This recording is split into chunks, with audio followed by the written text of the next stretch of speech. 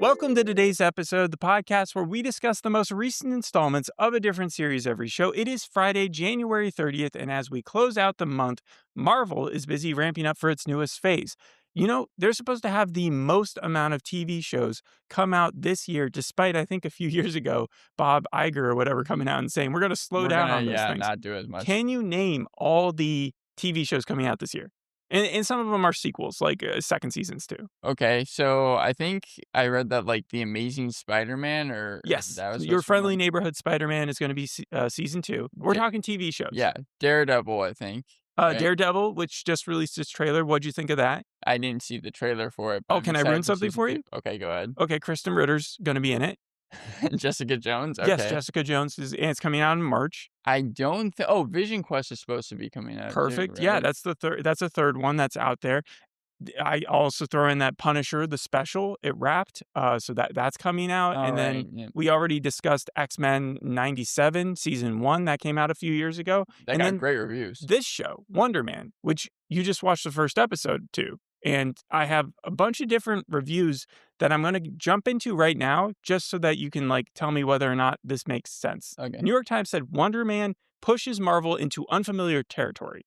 Yes, USA, this is unlike any other Marvel show. I feel yeah, like. USA says that Wonder Man it might be too weird for Marvel. It's too weird for Marvel. That's what Dude, USA says. I mean, like, there's so many shows like it, like the studio, the franchise, Entourage. I don't think it's too weird, and Marvel is no stranger to weird. So, yeah, I disagree with that. You know what Kevin Feige or Feige or whatever, you know what he said when he heard that? When he heard anybody compare the two, he was livid. He was mad because they actually finished this show before the studio and the franchise. Oh, really? And so he knew that people were going to be like, they're jumping on the bandwagon. But in fact, they were the bandwagon. So they were the ones. the turnaround was so long for It was the Wonder writer's Man. strike that they had to delay okay. it significantly. So I guess all these actors have aged, especially Ben Kingsley. If you see him now compared to what he's lost all his hair. No. So who does Ben Kingsley play again? Trevor Slattery plays the Mandarin. And you've seen him in like his character. Yeah, he was shown. He showed up in Iron Man 3 originally, and then he showed up in Shang-Chi. Do you remember the controversy that surrounded the Mandarin when Iron Man 3 came out? I do remember that people were a little bit upset at the portrayal, like that he was just an actor in the end, right? Yeah.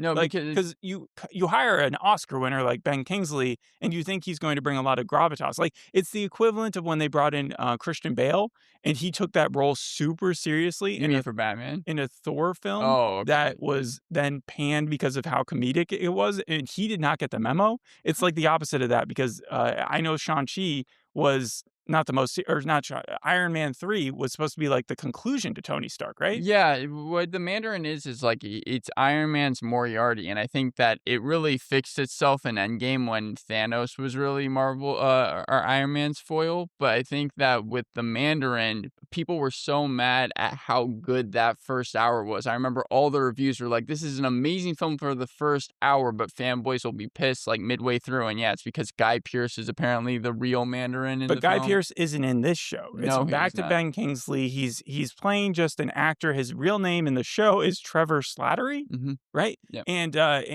didn't know he was actually supposed to be a good actor. I thought he was supposed to be like just a flamed out like dude who just like never got any work. But it seems like people in Hollywood still like him, even though he was technically a terrorist. Yeah, one of the first things that Simon says, the main character of this, Simon Williams, he says to him, "I really liked you as the Mandarin." And I feel like if anyone actually said that in this world, you'd be like walking the other way. Like that's a crazy thing to say. He does end up sort of redeeming himself in Shang-Chi. Yeah. Yes. That and also the fact that he had that magic footstool that was like bouncing around and stuff because he gets kidnapped basically. and then I don't remember it very clearly, but I do wish that they had brought the Beauty and the Beast footstool along to Wonder Man. I think it could have provided a little extra magic. So we're saying that it's unfamiliar territory, that it's too weird for Marvel. The Guardian said that it's a Marvel show with almost no superhero action. Yeah, right. In fact, even the references are so small. I think they talk about Simon Williams having like a superpower at some point. And Well, that's you see about it.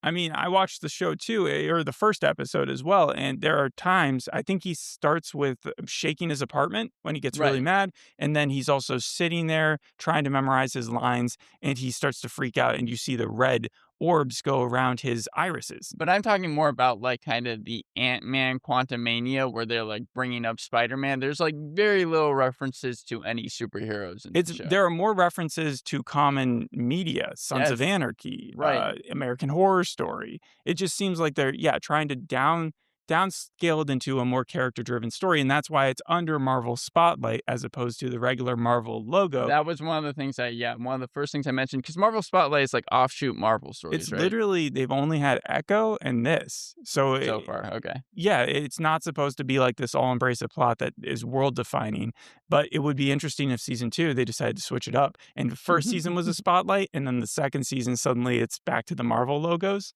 No, I think that this is the only other one that they've set up like it. Decider said that it's accessible to even non-Marvel fans. Do you agree?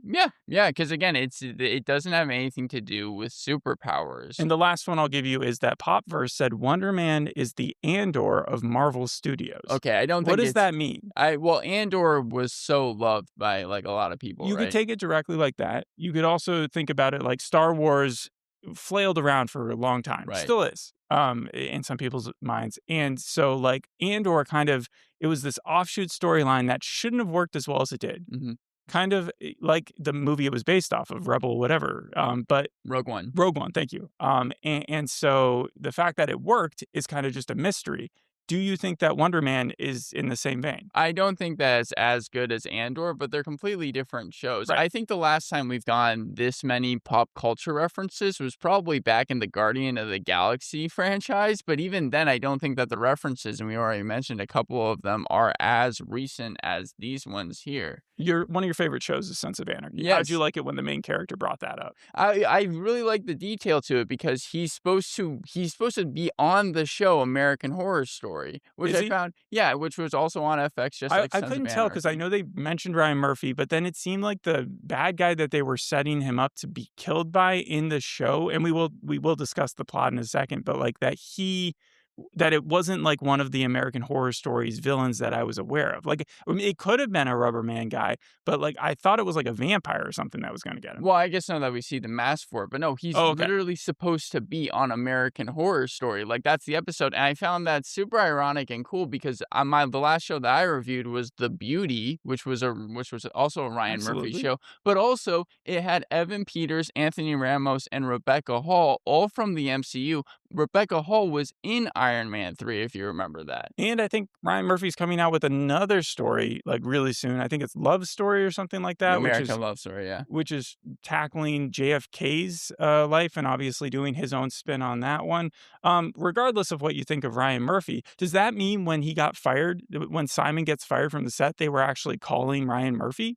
Yeah, I think because Because that's they said the showrunner? they needed to get, the shot done for the day. And I can also even connect it a little bit to Starfleet Academy, because if you remember Starfleet Academy, I talked about Star Trek Into Darkness, and that came out 2 weeks after Iron Man 3. Okay, so you're basically Kevin Feige's like worst fan right now because again he wanted to be a trendsetter. It seems like all these other articles were willing to say yes, this is completely new, hasn't been done before. Simon Williams is a struggling actor marooned in LA. It's kind of his own La La Land, but he doesn't dance, Uh-huh. or at least we haven't seen him dance yet. And he comes in aggressively overprepared for a part. Yeah. And we learned that that's not like the first time he does it for all of his roles. Right, and it just feels like he has no self-awareness. Yeah, 'Cause if you're gonna be an actor, you kind of have to realize when other people are starting to get a little annoyed with you, It right? made me cringe, and it reminded me a lot of Aaron Sorkin because I did like watch his masterclass, and his biggest pet peeve was when actors were weighing in too much. Whenever they wanted to like change a line in the show or they wanted to have their own story, Aaron Sorkin was always like, "That's the most annoying thing an actor can do." And that's why Sorkin has a lot of people who don't like him, like, Yeah, we talked Rob about Lowe that and stuff story. like that.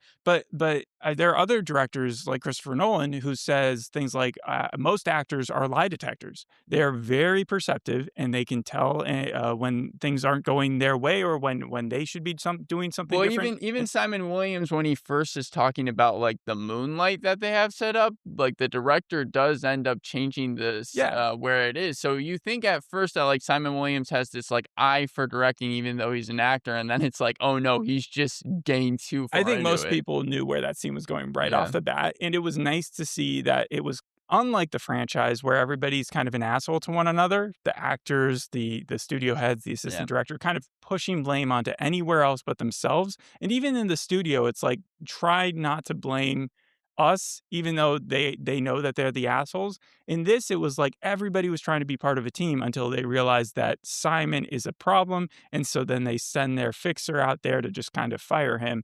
That's what happens. And then he comes home to even worse news because his girlfriend is leaving him. She is leaving him under the pretense that he doesn't understand her, or he doesn't ask her about her life, or like, He he doesn't care. open up. Doesn't care for her. He doesn't open up, right? But this guy seems sort of like an open book, so I wasn't quite buying that. Were you? Well, I thought that like it was just to show that he was down on his luck. I know it was supposed to show. I'm just saying, like, this guy is very hard on his sleeve. He's like, I care about movies. I write my notes everywhere. I overthink things. I'm desperate for validation. It seems weird that his girlfriend would then be like, "You're so closed off." But maybe I think it's maybe just to show how upset, like, movies are the only thing he really cares about. right.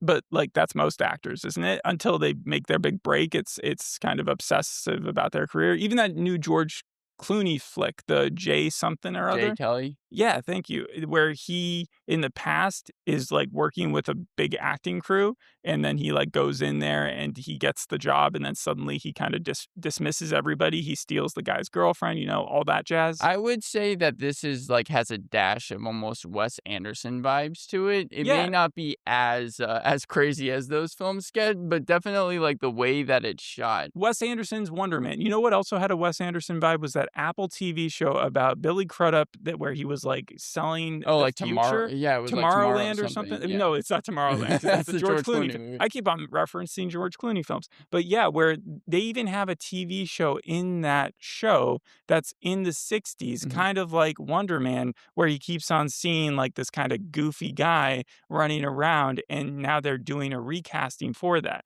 But before all that happens, Simon, he's down on his luck. He's lost out on his gigs. He's lost his girlfriend. He goes to see a movie in the middle of the day. Who hasn't?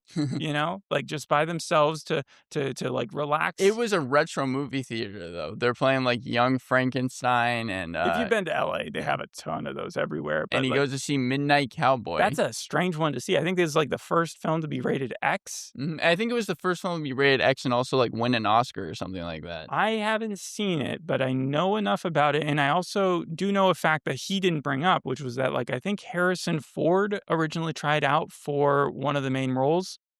Yeah. Wait, which one? Well, the John Voight character. Oh, okay. So he was like the cowboy. Everyone knows obviously the taxi cab fact. What's About the how taxi he cab almost fact? got run over like in real life. Robert De Niro? No, Dustin Hoffman. He almost got run over by that taxi cab scene where he almost gets run over was like real life. Like Oh, that I was haven't supposed seen to it. happen. Yeah. I don't know that. I do know again that he, because I saw an IMDb trivia sheet, so I did look at this one too. That he was afraid that people, because they mentioned The Graduate. Yeah, That was what's his face's previous film. Dustin Hoffman. Dustin Hoffman's previous film. And so he's too afraid that the director wouldn't take him seriously, or the casting director wouldn't take him seriously. So he like staged himself as a hobo or as a homeless person out on the street, outside where they were supposed to meet. And he kind of was just like panhandling and stuff. And the director shows up and he like waits a few minutes before he introduces himself, just to show that he can play kind of that grungy looking character. Because that is who he's supposed to play in the movie. Anyway, so he bonds at that point with Trevor Slattery, who's also there, Ben Kingsley.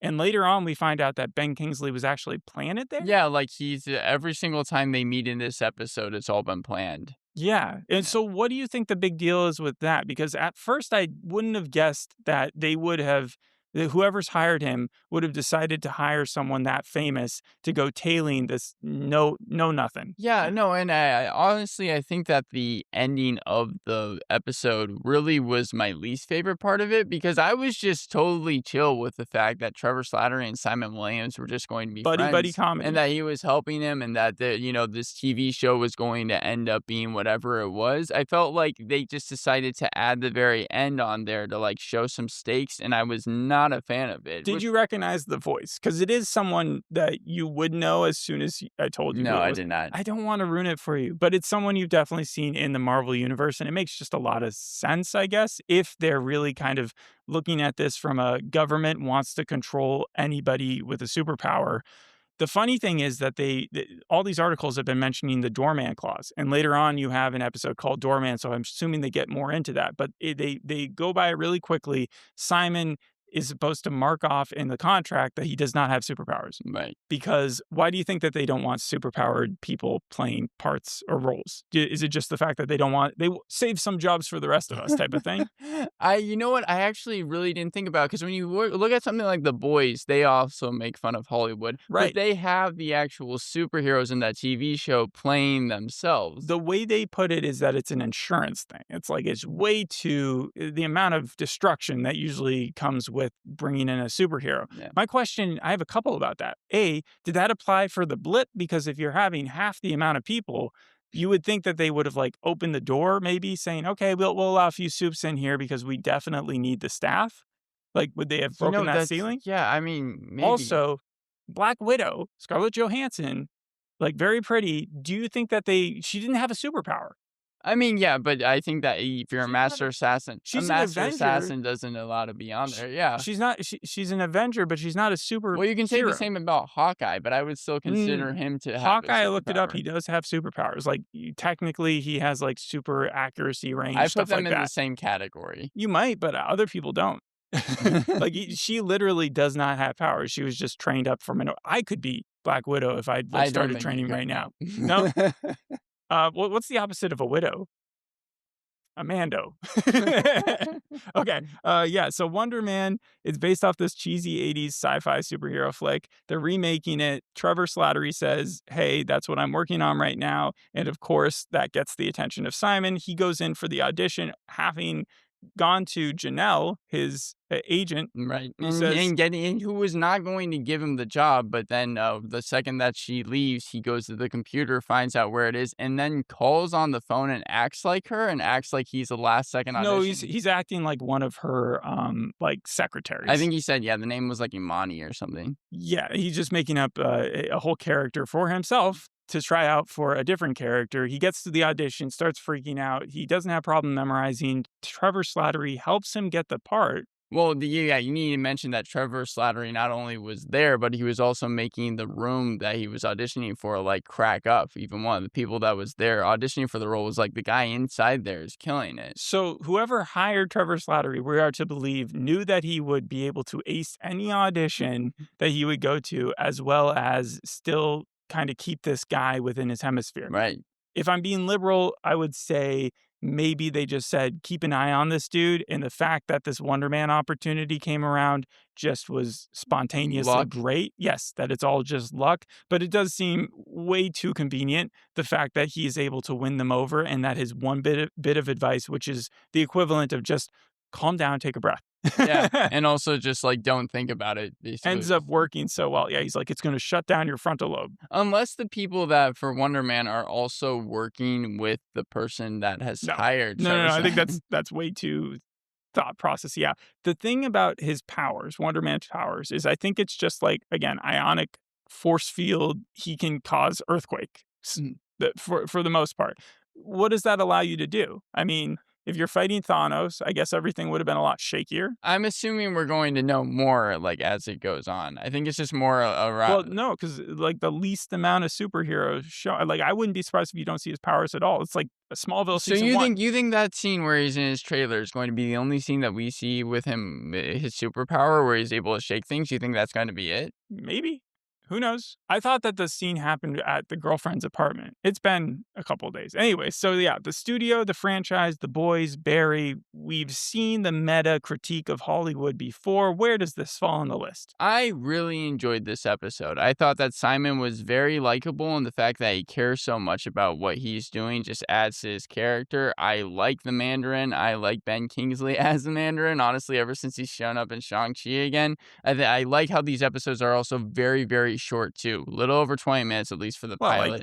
I think the most is like 35. Right, and the attention to detail, like I said, with the, like, FX channels and everything, and then the chemistry between the 2, Simon and Trevor, is what this show is banking off of, It's a even though bromance. I wasn't that much a fan of the ending, and I know that you said that Kevin Feige, this was supposed to be the first of those shows, but it still feels like it's just in a line of, like, Curb Your Enthusiasm episodes, extras, Entourage, so because of that, I'm going to give this a 7 out of 10, but I can gladly say that I am interested in seeing where the rest of the show is going, and we'll watch the rest of it. Star Wars, Game of Thrones, or Marvel? Which has the highest funny potential? Funny potential? Yeah, so Game of Thrones, we just talked about the Night of Yeah, whatever. Night of the Blah, blah, blah. Seven Kingdoms. Yes, and then Marvel, we have this. Star Wars, you have I'd actually surprisingly probably put Star Wars last, would put Game of Thrones second, and then maybe put Marvel first. Acolyte. Yeah, but Acolyte wasn't like It's a comedy. comedy. Sort of. It's funny that it I mean, exists. Marvel at this point, I think like you can say maybe Phase 1 wasn't that funny, but it's kind of always expected to be a comedy whenever you're supposed to see a TV show or movie, somewhat. I do agree with some of the critics that this is a different level, though, of comedy. Because, like, yeah, all Marvel movies have Fat Thor or something like that, where it's like kind of a joke for everyone. Mhm. But this one is like tasteful. I don't know how to put it, but like it seems like a smarter type comedy, maybe. Yahya Abdul-Mateen II, that's the guy who plays Yeah. Simon. You recognized him from Aquaman, the villain in that. So Oh, he's wow. played, Okay. yes, and he came out famously saying that acting in big superhero flicks like Aquaman is clown work and that he does it for a paycheck, like George Clooney, one for him, one for himself, or one, and so now that he's playing this character, a lot of places were quick to point out like maybe he got the role because of like his critique of the industry and like they thinking that he would be able to take some of that reality mindset and put it into this guy. Do you Yeah, I like? mean, he definitely doesn't have as much What superpowers. are the chances that like Wonder Man is a like part of Doomsday? Doomsday? Like if he's Like gonna that show up or he not? I know that Spotlight, the whole idea is that it's its own thing, Right. but like what are the chances that he ends up leaking into in some way? I'm Uh, sure, you know what? I'm sure in the 2 films that they're going to have, he's going to be in at least one scene. right, but what if he was like the most integral part? Like that's They need him. why would they introduce him with a superpower unless that superpower wasn't necessary for like the end game? I don't know. Yeah, thanks for listening. We'll see you on the next episode. Hope you enjoyed this one. Bye. Bye.